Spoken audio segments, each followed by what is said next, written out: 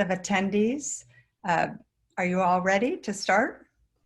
I am ready. Can you hear me? Yeah, thank you. Okay. Good morning and welcome to our webinar titled Redefining the Workplace and Office Demand in a Post-Pandemic World.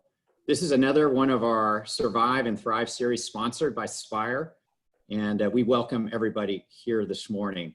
I'm Wayne Brand, I'm chairman of SPIRE, and it gives me great pleasure to introduce this exciting panel this morning.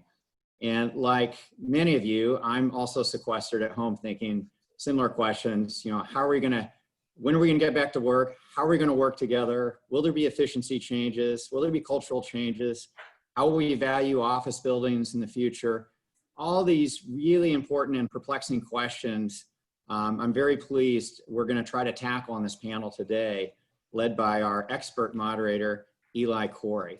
But before I further introduce the panel, I would just like to mention a couple quick words about SPIRE. And for those of you who are joining our webinar for the very first time, we welcome you. But just a couple quick words about SPIRE. Again, SPIRE stands for Stanford Professionals in Real Estate. And we were founded, right after the financial crisis, a little over 10 years ago. And SPIRE today is the largest alumni association at Stanford University. We span over 3,000 members, those alums who are engaged in commercial real estate, and it's a very, very active membership. Our purpose and mission is to educate, connect our alums, and also help with outreach to our undergraduate students and our graduate students. So that's our purpose. We really appreciate you participating today. We've been challenged by the pandemic. Typically, we offer over 20 in-place meetings around the country. Obviously, we're limited to that, so we've had to pivot to the webinar series. But just given the depth of knowledge in the Stanford community, we are able to deliver content like we are going to do today. So we're very proud of the breadth and depth of the content we're delivering, and we continue to appreciate your support as we go through that. So to that end, it is my great pleasure and honor to introduce Khouri, who will be leading and moderating our panel of experts today. If you don't know Eli is an industry icon in the office space sector, and there's really no one better in our Stanford community to be, leading and guiding us this morning. Eli is a Stanford grad, 1982. Today he's the founder of Probis Strategic Solutions, a strategic advisor for global real estate firms. As many of you are aware, Eli is also a former president and CEO of Equity Office Properties and former CIO of Kilroy and Speaker Properties. Eli, on behalf of SPIRE, I'm personally thrilled to have someone of your caliber and accomplishment with us this morning. And I turn it over to you and your very capable panel to tackle what are really, really important questions today. Thank you, Eli. Great, Wayne, and thank you very much, and for everybody who put this together. And especially big thanks, to Craig, Sara, Scott, and Steve. We have really 4 terrific experts, and my job is to let them do all the talking. And we were able to get them because I lied to them and told them it wouldn't be any work, and they actually did tremendous work and terrific work getting prepared for this. So hopefully it will be informative. Just a couple housekeeping things. We're going to make the slides available, so you don't have to try to take pictures or screen shares.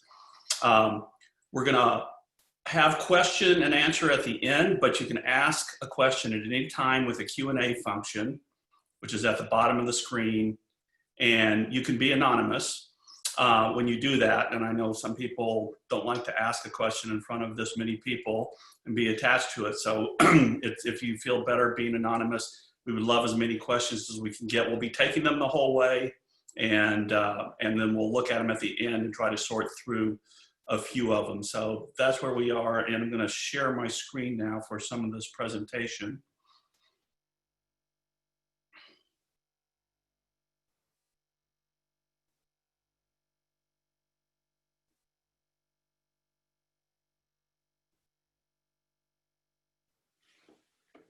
How's that looking on everybody's screen? Is that visible and clear? Looks good from my end, Eli. Okay, thank you.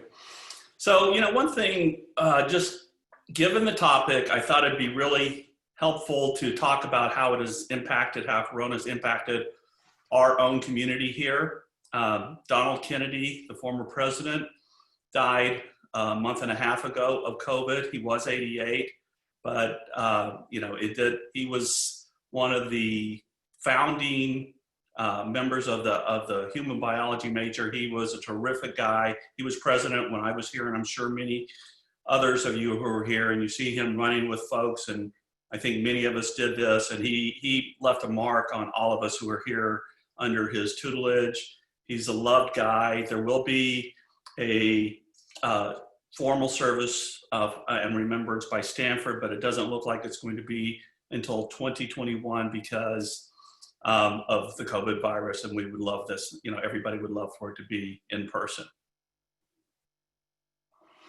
So we talked about what we wanted to focus on here.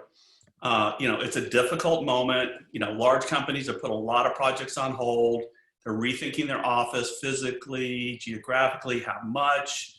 Right now, probably only 10% of the workforce is coming in for essential businesses. Leasing activities at a near standstill. We're in various stages of lockdown. The virus is still coming and going. Timing for vaccines is really unsure.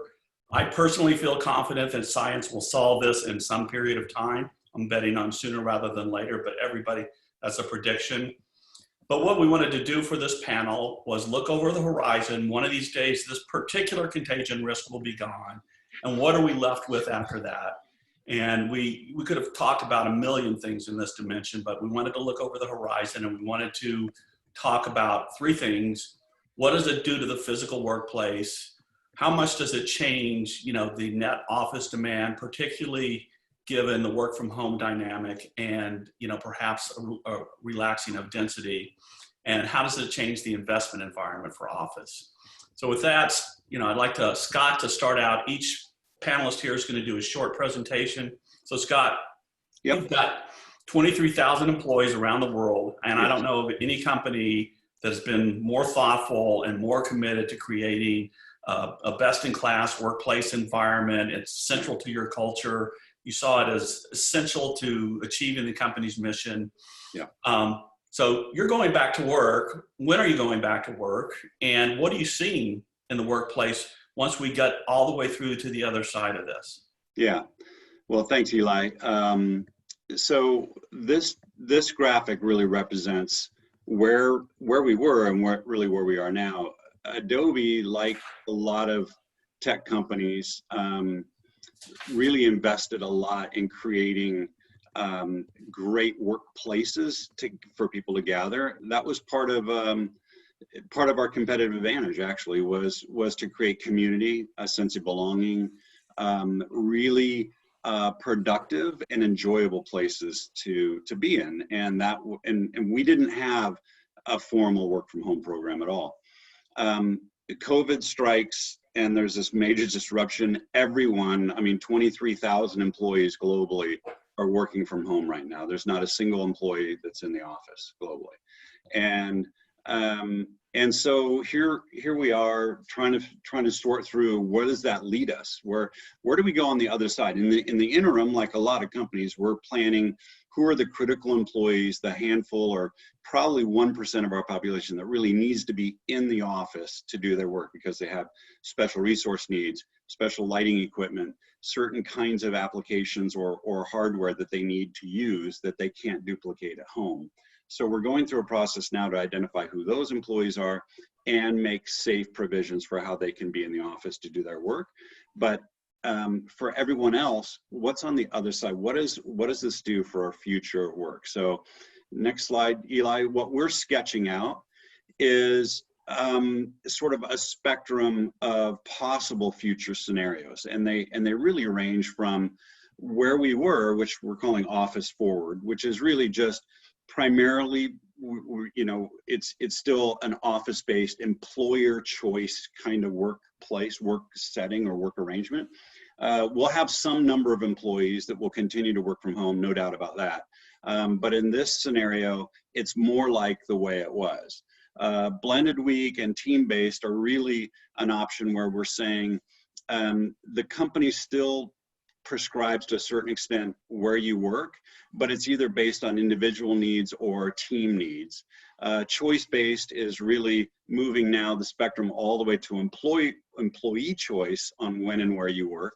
And the last one goes back to this completely distributed work environment. So we're going through an analysis now, just trying to sort out which one of these solutions is the best fit for our company and our employees.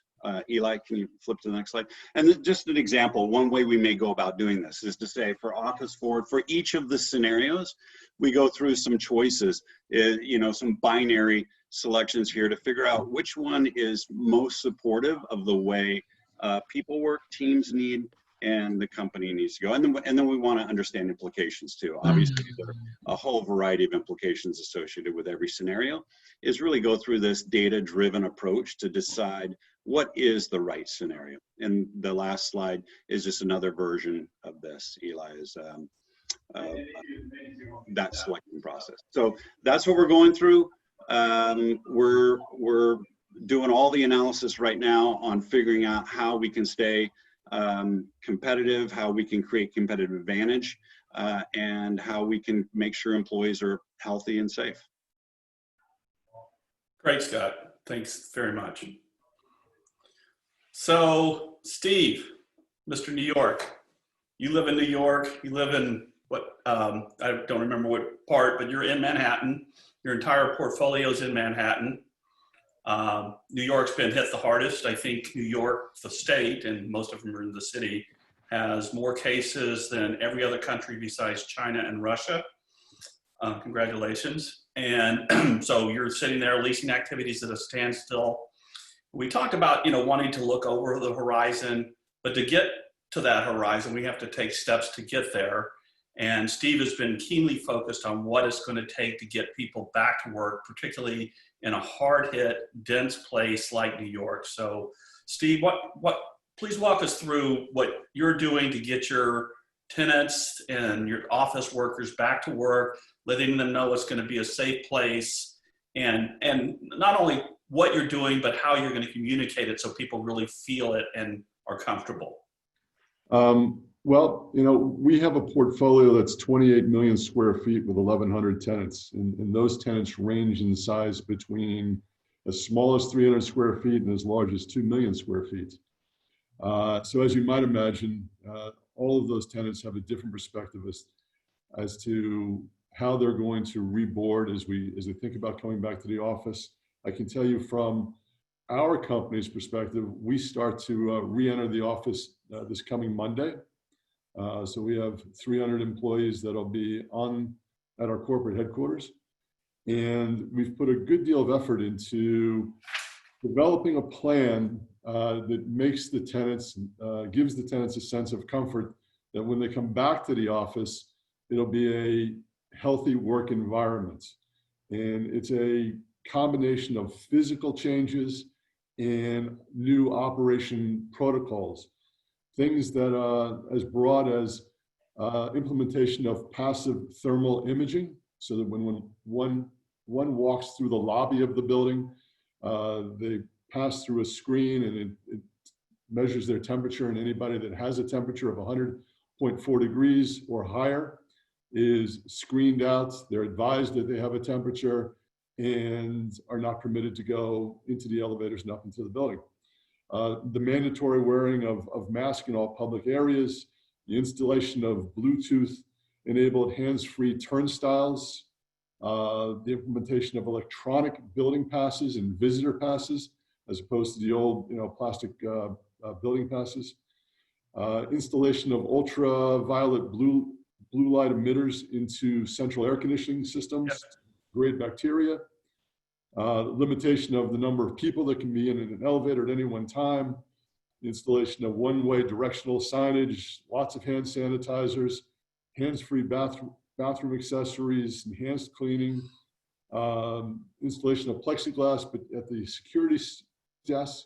So, and then a big messaging program. And I think, from a landlord's perspective, you can't understate the need to communicate with tenants and to give them a sense that the landlord is being thoughtful, is spending money, is very visible, because a lot of what is needed to get tenants back into the building is to feel that it's a safe place to get there.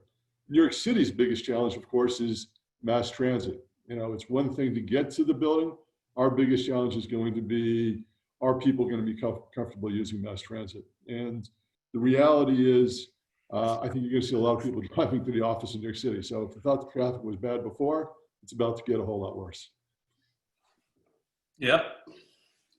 Well, thank you, Steve. And we'll come back to some of this a little bit later. Hey, Sara.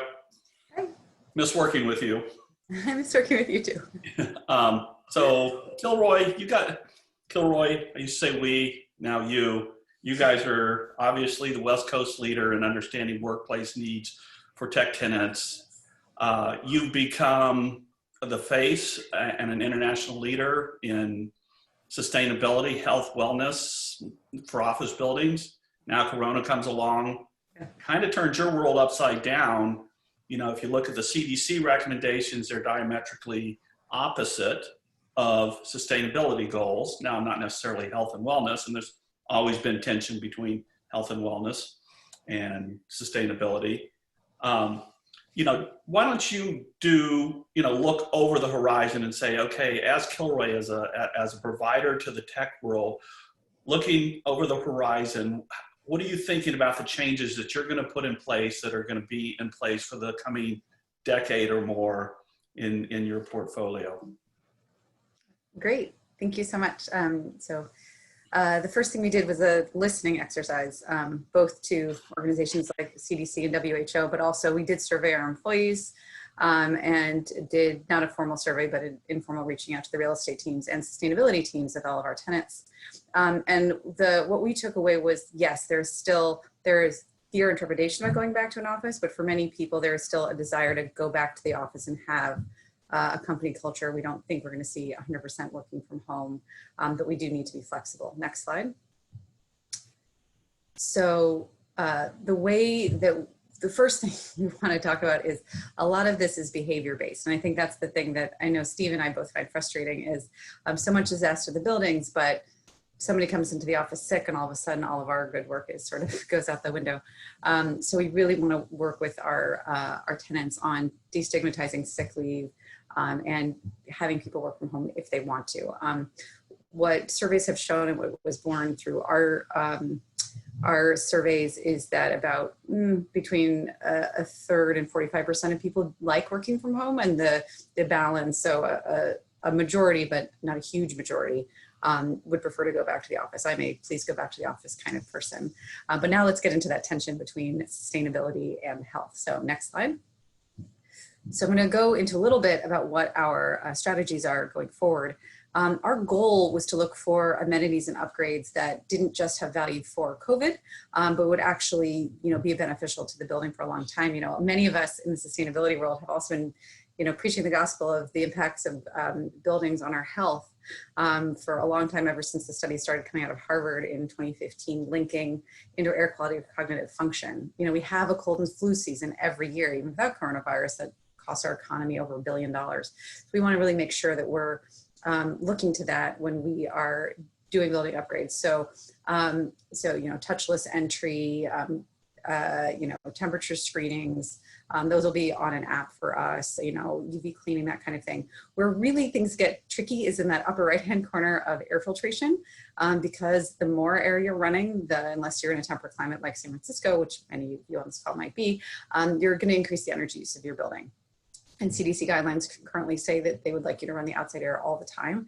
And that's very hard. So we're navigating that through, and also higher filtration media. And again, it takes more energy to push air through that. Now, the nice thing is there have been technology upgrades. So I had one development project that was able to find a fan that could take what's called a HEPA filter, a very high filtration filter, but actually a reduced energy from the standard fan. A little more money up front, but it'll pay itself back almost immediately, that kind of thing. So we're looking for that, but we're also looking to third-party testing, like from Underwriters Laboratory, which is testing a representative sample of our buildings, to make sure that they're, indoor air quality, water quality, germ testing, to make sure that our buildings are already great so that we can feel comfortable at the levels of air we already have. Next slide. Yeah. And then the other things, there are some things, can you go back one? There are some things I'm excited about with health that I think will have a lot of value to the building. I can just do it off this slide, actually, it's fine. Which are things like opening up a stairwell. I've been really trying to open up a stairwell in all of our buildings for a really long time. This isn't so applicable to Steve's buildings since they're so tall, but to reduce elevator congestions, now we can have more chance for physical activity. We can have more chance for, connection to the outdoors when we're developing. That's becoming, increasingly important. But the real name of the game is flexibility. We think that there will be a post-COVID world, but we need everybody to be able to feel comfortable when they go back to the office. And Steve is totally right. You can have the cleanest, building ever, but if that communication isn't there, if they're not seeing signage, if they're not seeing the landlord's proactive, if God forbid there's trash in a stairwell or something, that's going to erode all of that trust. So it's definitely both the doing of the activity and the communicating it. And I just thought it'd be fun for a second to see what this looks like in an actual one of our assets. So this is an asset redesigned post-COVID. One of the things I really want to note is all the digital support, because as so many people work from home, you really need strong IT. So we're having a lot of that, changing around elevators, making sure we have open stairs everywhere, a lot of touchless entry, and then making sure that we are able to keep certain areas low touch because you have a one-way circulation between other areas. So with that, I will turn it back to you, Eli. Thank you. Yeah, but Sarah, before you go, real quickly, we did get a question about whether, and it could go to you or Steve, but doing the temperature scanning and taking some of these measures, is it creating liability for you because you look like you're being the front line and therefore taking the responsibility for the health and well-being of people, or how are you looking at that? Sure. So the health screenings are currently voluntary. So different tenants and companies will sign up for that. And so Kilroy will do that for our own employees. And so that is something where the individual liability is taken on by the company. There's just a lot of, it's a very, very good question. For example, I can't say that this building on the screen is pandemic safe, like you'll never get COVID if you work there. And a sick person comes in and sneezes on something or other that people touch. And then as much as we tried to make everything touchless, there's potential transmission there.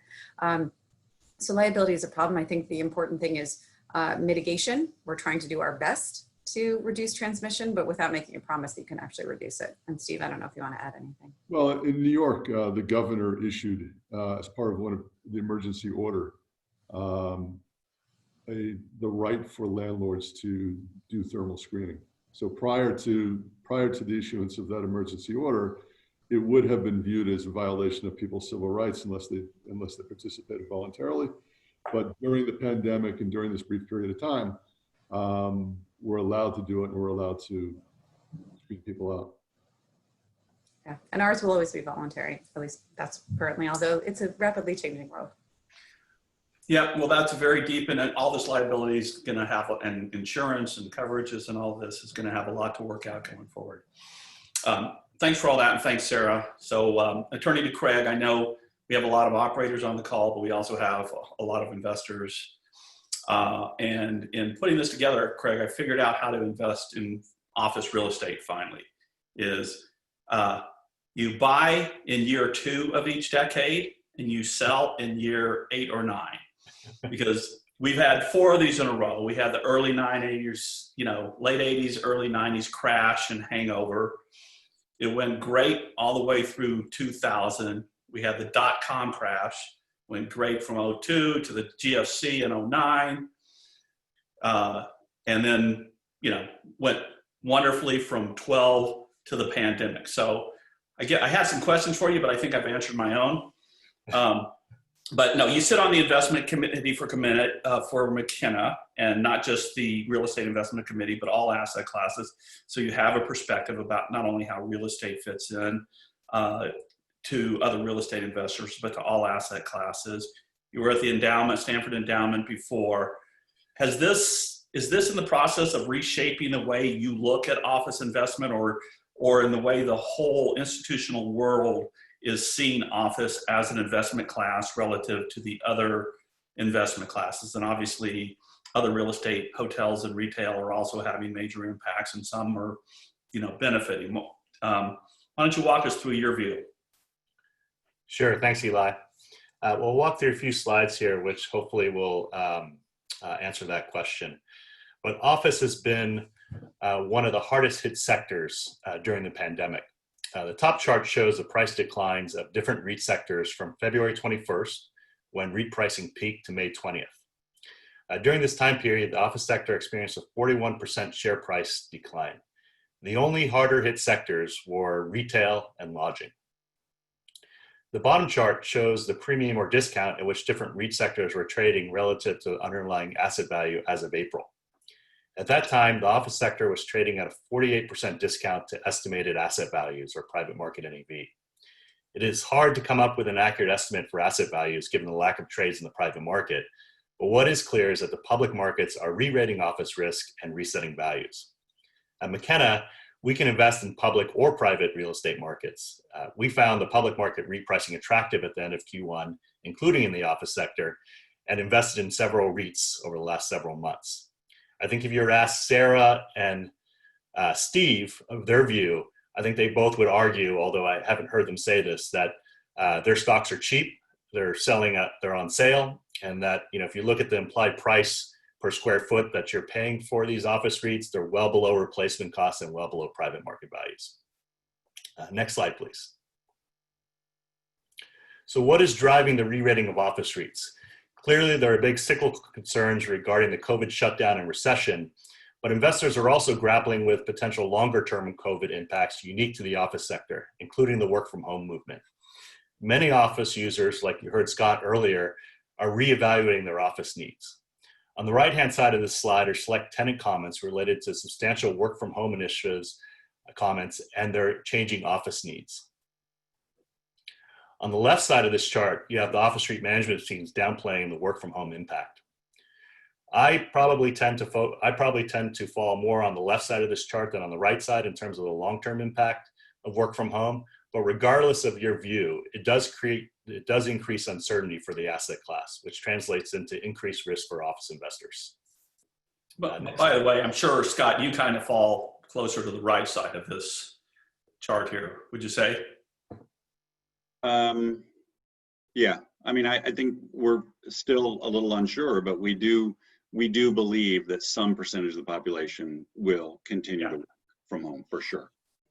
Well, and yeah, and the important point here is there is a gap between space providers and space users in terms of how they're seeing their future at this point, and at some point it will reconcile. Okay, thank you, Eli. Next slide, please. Another potential COVID impact is increasing capital expenditures. Just referring to some of Sara's slides, you'll see that some examples of increased CapEx may involve new ventilation systems and the resulting maintenance, as well as changing lobbies and layouts, as well as recurring cleaning costs.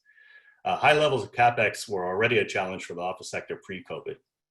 The chart on the right-hand side shows total capital expenditures as a percentage of NOI for both public office REITs and private office as reported by NCREIF.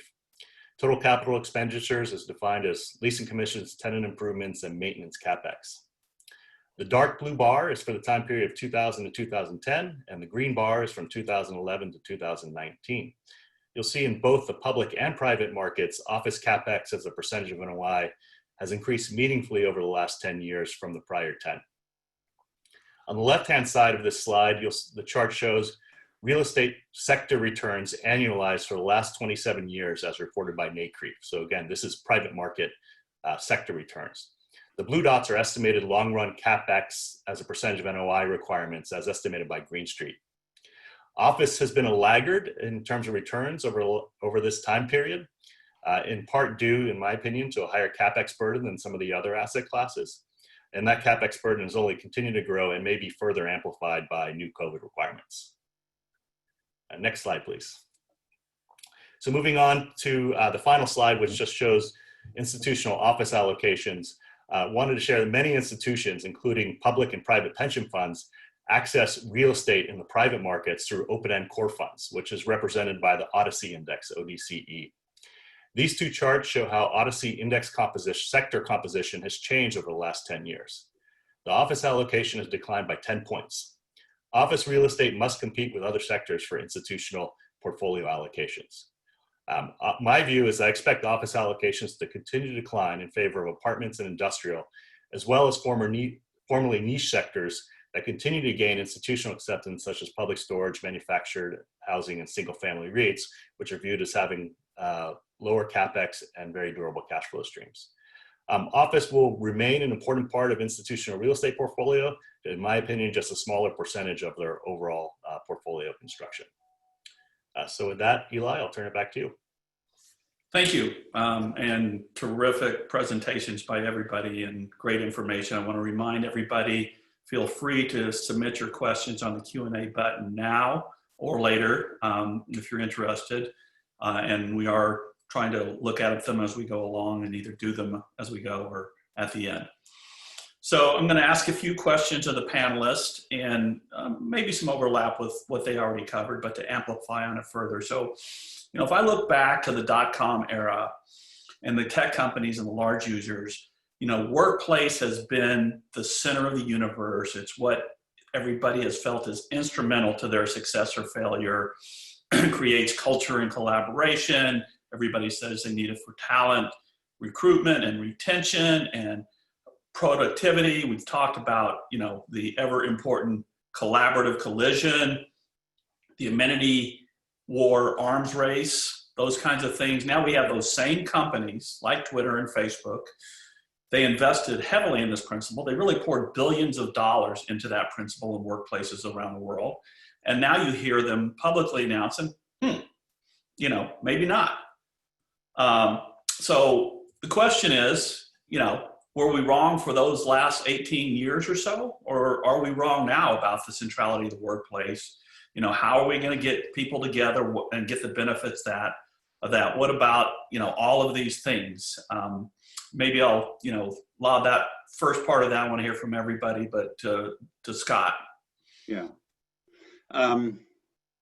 Well, I think it's provocative in a way. I mean, were we wrong before? Are we wrong now? I think the reality is we've had and will always have a real diversity in the way people work, preferences people have, work requirements people have. There's just diversity, and what a lot of companies, Adobe included, have done is really lean towards the workplace, the physical workplace coming together, because we see that as a benefit to the organization and to our brand and our employees. Now, there were always some percentage, some number of employees that felt like they could be more productive working in more isolation or having more choice in where they work.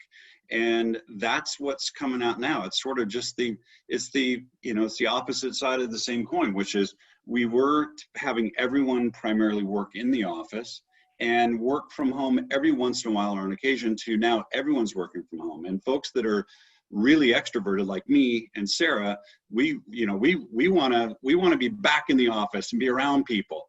But there are lots of others, a lot of engineers that do quite a bit of heads down work. And they love having that focus time and more control of their workplace. So I just think that it's going to continue to be a bit more of a blend. Yeah. Steve, what are your thoughts?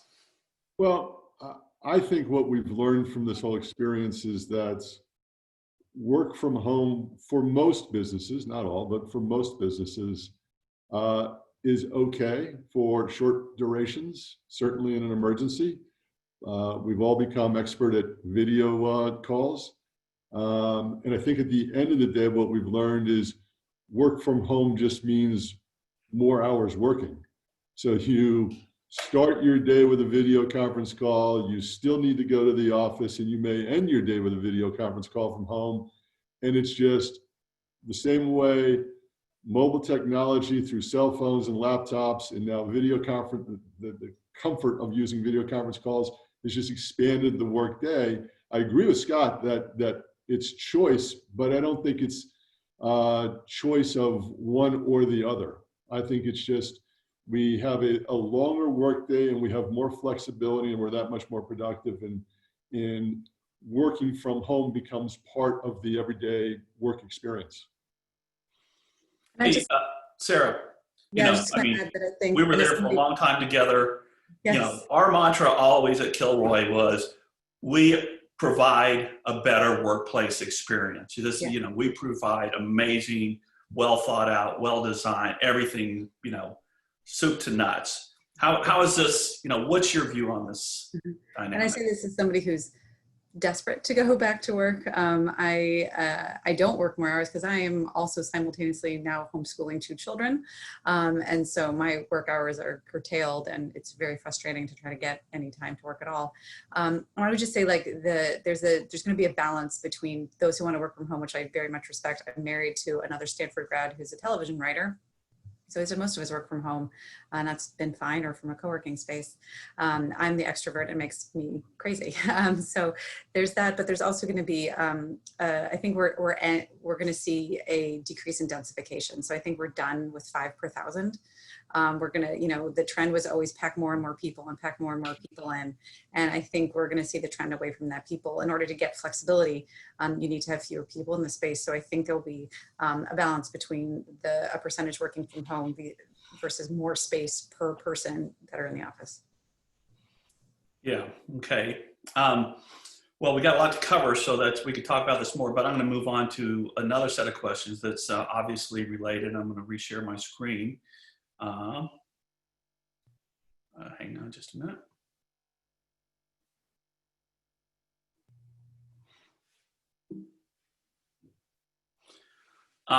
So, you know, from really 10 to 20, the trend moving into the cities continued, stronger or weaker at times, but it was driven by millennials graduating, the big bulge graduating, them preferring the cities greatly.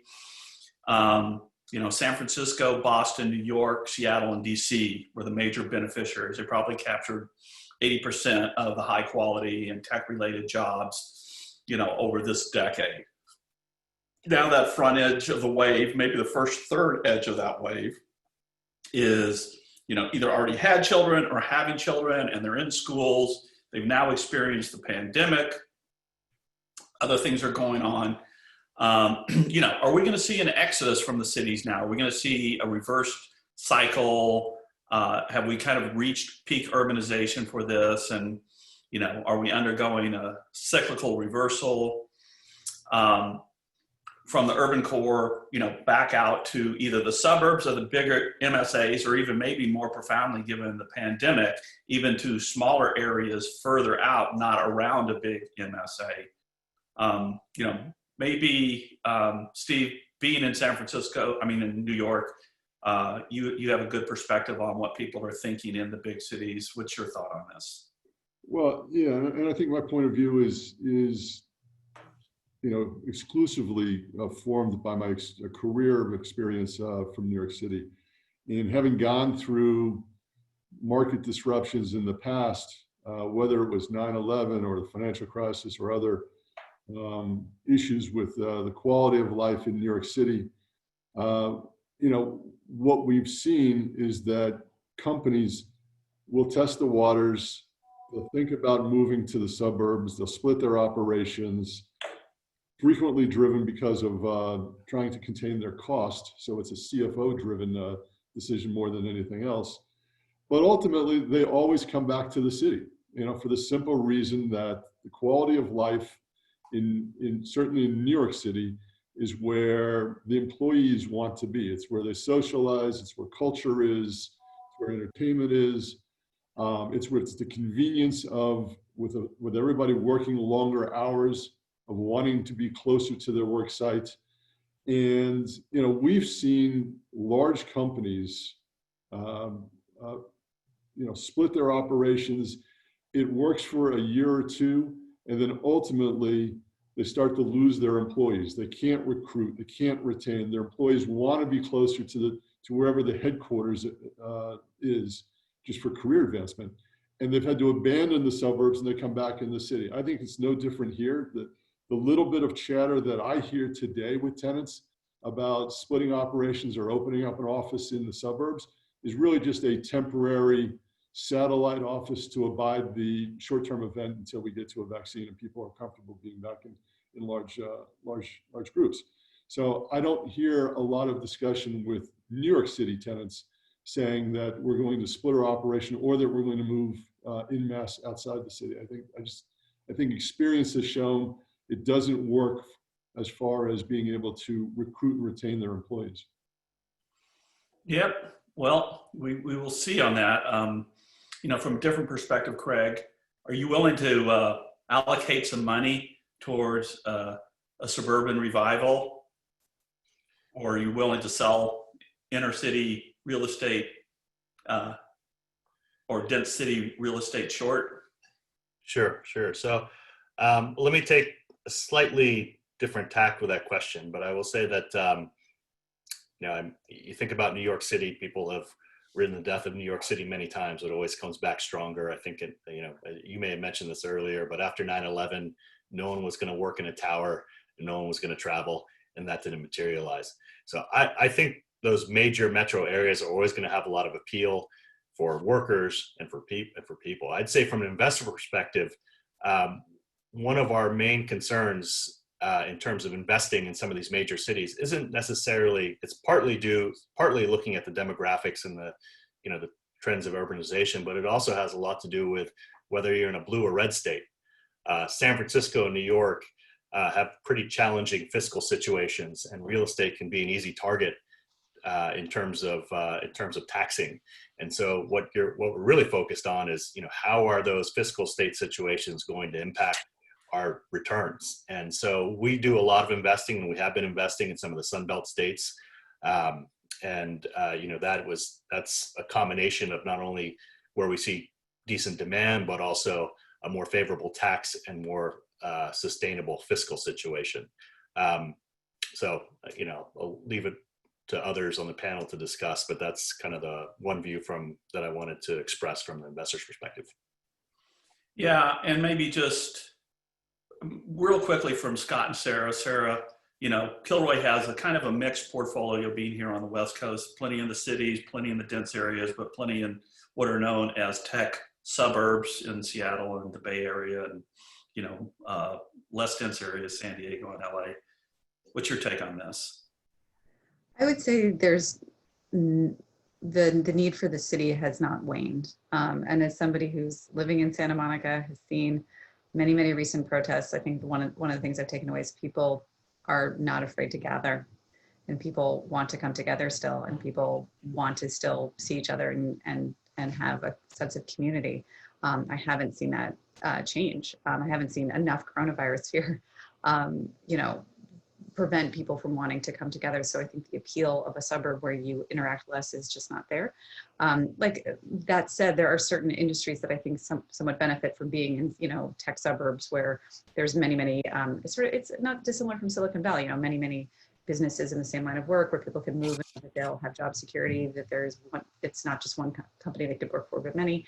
And I think there's a reason that those assets need to be there, but I don't see a flight away from an urban core as a result of coronavirus, no. And Scott, as a big user, 23,000 employees, are you willing to bet more on the suburbs and the cities? I don't think so. I tend to agree with Sara. I think we're gonna monitor workforce changes. I mean, we tend to go where there are, we tend to go where there's good talent. I mean, that's just what I think a lot of the tech companies are doing is either trying to figure out where the next Austin is going to be or where the next Seattle is going to be, and try and plant a flag there, or watch where there's certain migration and jump in. I mean, I think to a certain extent, some of these locations get to be a little bit of a crowded dance floor with competition for talent. That may shift with people having more choice and flexibility in where they work. But I'm not sure we quite know that yet. Just not sure. Okay. Well, so we're at 45, and we usually like to go to Q&A now, and I think we should do that. I did have one more question that I'm going to put up on the screen, but I'm going to see if I can kind of weave in the answers to these questions with the Q&A that's in the queue as well. So let me just share that real quickly. You know, and I think the question is, you know, historically, Steve said it to me, and then Craig and I discussed the same thing. All of these predictions we made at many times, particularly after 9/11, and Steve saw that, up close, of all the things, not go downtown, not go in penthouses, there would be another terrorist attack. All of them were wrong. So, I'd like to kind of put out there the idea to consider that this will pass and we will revert to the mean, or really close to the mean. And we're in the darkest kind of part of the night and have very poor visibility. But, this isn't my prediction per se, but it is, something to consider. Let me just do one more thing. I ask each of these guys to make a definitive prediction. And so before we get to the Q&A, let's have them make that prediction. And then we'll do some Q&As, and I'll weave them in with this question here, because I see some questions that are right on top of this. So Scott, yeah, you want to start? Sure. I think I've touched on a couple of these. I think predictions, employees will have more choice in when and where they work. I think that's going to be pretty apparent. I think that on-site amenities as a differentiator for companies is likely going to start to go away. And I think that companies, particularly the large tech companies, are going to have to get really creative to create, a different sort of competitive advantage for talent than what has been the model in the past, which is let's amenity up our workplaces. Maybe that shifts, but that's my prediction, is that employees will have more choice and companies are going to have to rethink how they create a competitive advantage for access to talent. Great. Steve? Well, I think you sort of touched on it. I think we're going to see more of a return to normal, but I think what we're going to, what will come out of this is that the new amenity will be a celebration of health and wellness. So you'll see that in the form of like buildings in New York City, where large users, you always needed to check the box to say that the building had a LEED certification. Now I think it'll be, does the building have a well building certification? I think you'll see things like the bike room will be the new amenity. It'll be a tricked out bike room. It'll be not in the basement of the building, it'll be on the ground floor, and it'll be things like a refresh station. It'll be where you store your yoga mats. It'll be the kinds of things that re-emphasize and communicate that health and wellness are a big part of the building experience. And as you come and go, small things like that say a lot. And I think things like on air conditioning, and Sara touched on it earlier, that we're doing a development today, a $2 billion development, and are going with a, not the traditional DX unit air conditioning. It'll be a DOAS system. And for those who've never used DOAS, that's 100% fresh air circulation. So it's moving away from the traditional recirculated interior air. All things that are oriented the building and the building development towards health and wellness. And I think that'll be the thing that really sticks as a result of the COVID experience. Great. So Sara and then Craig, and just quick hit, 30 seconds each. Absolutely. So yeah, I think there'll be a leasing lag while companies figure out what the right work from home mix is. But I think in about 18 months, we'll be back to more or less normal levels. And I did get a question about this. We'll just answer it. I think there will be lasting impacts, as many have mentioned, in terms of thinking of our buildings as something that can impact our health, which is a conversation that's been difficult. So I really hope that the amenities that we're pulling in, we see a reduction in colds, a reduction in flus, reduction in all those things that sort of we predict will be a hit on productivity, but we haven't really addressed. I hope those get addressed. And we hope I even extend that thinking about the impact our buildings have on the environment. Great. Oh, sorry, is that me, Eli? Yeah. Yes. That's a prediction on 5 seconds of your 30. Okay. Look, I think we return close to the mean, but there will be lasting impacts. It's really interesting that I think what makes work from home possible now is a lot of the trust that's been built as people have worked collaboratively in the same space for a long period of time. And so as more time goes on working from home, I think it's harder to keep that trust level and that collaboration. I also think that surveys, I take some of them with a grain of salt. We did a survey at our office, and not surprisingly, all the analysts wanted more freedom and they wanted to work from home in San Francisco. As someone who's actually responsible for production, I want them all in the office. Mm-hmm. So, again, we want to make sure that we're treating our talent right, but at the same time, it's not always a democracy either. So. Yeah, great. Well, I'm going to go to Q&A, I'm going to kind of try to hit the ones that seem, most on topic here. There's a lot of stuff. So I've got a question here. It says, what are your thoughts on implications for service office co-working providers, which have been driving net absorption in many major markets? That was a question I would have had if we'd had more time. I think it's a great question. I think, Steve, you've been the closest to that, but like to hear from anybody and everybody. Well, I think co-working was on the wane to begin with, mostly because of the financial model was not sustainable. In New York City, co-working as a tenant base was, at the second half of last year, had trailed off dramatically as far as an expansion for the amount of space they were leasing. They've done virtually nothing this year, largely because the model really needs to orient in order to be financially successful towards the enterprise model. And I think, the idea of running a business where people rent a seat as opposed to rent a floor or multiple floors to large corporate tenants for a longer period of time just is not sustainable. And you'd already seen that industry start to move that way. And, it's a capital intensive business, and the capital is drying up. So I think co-working is a useful component, but it's not going to be a driver in the market the way we previously saw.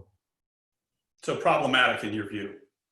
Well, I think it's sustainable. It's hit its peak, and I think that in New York City, there's an exposure there that some of them fail.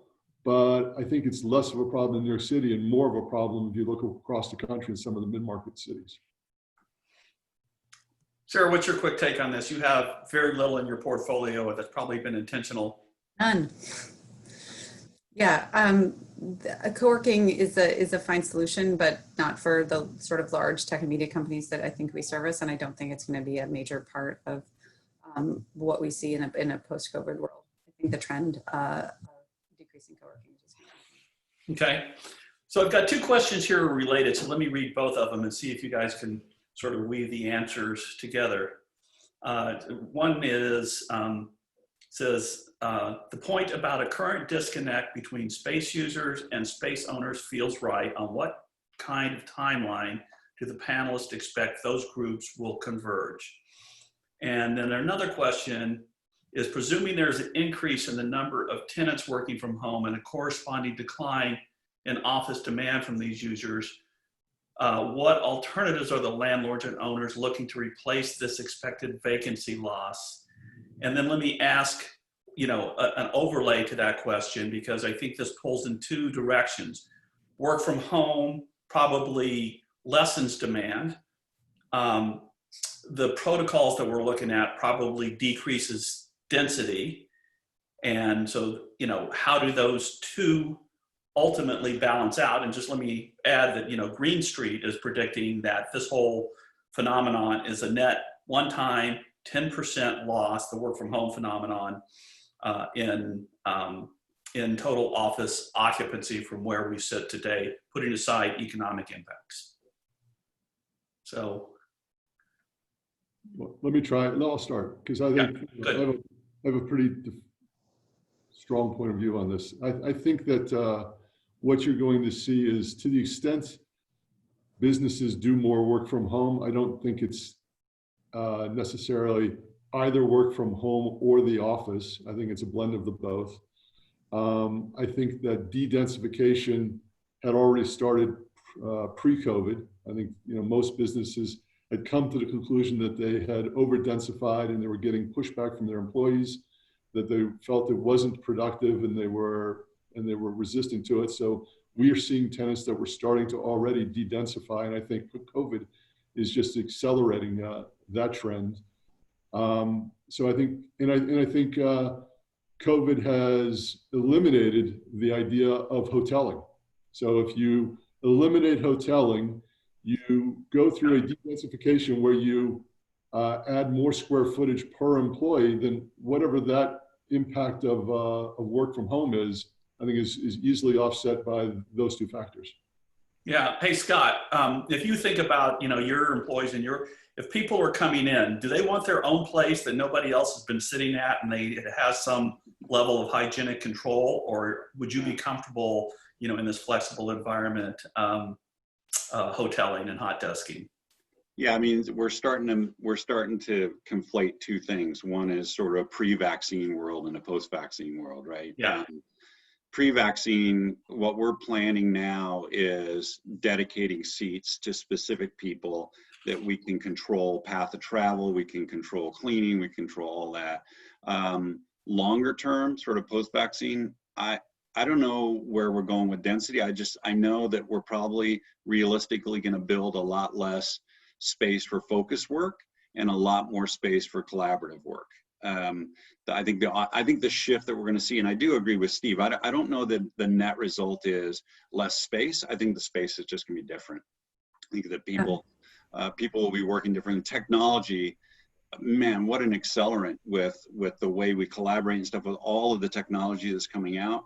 The big piece that's missing is the casual collisions piece, right? Running into people in the office and how technology may solve for that. But I think that that right now everyone's assigned, which most were anyway, Eli, at Adobe.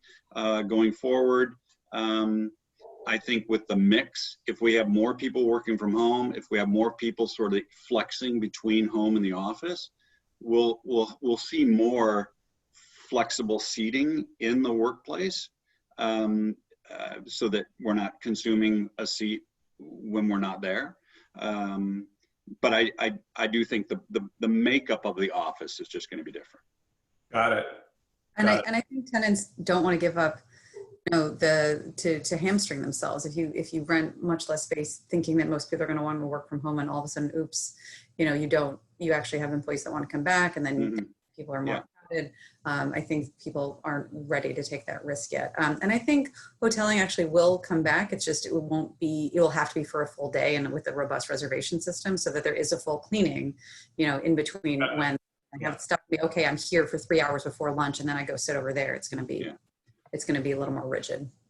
Yeah. So I'm getting cues that we're at the end, but I do want to jam one more question in here for Craig, because we haven't done much on the financial side. It says, can someone please speak on the current REPE credit market? How is the deflationary landscape affecting the commercial real estate credit markets for lenders?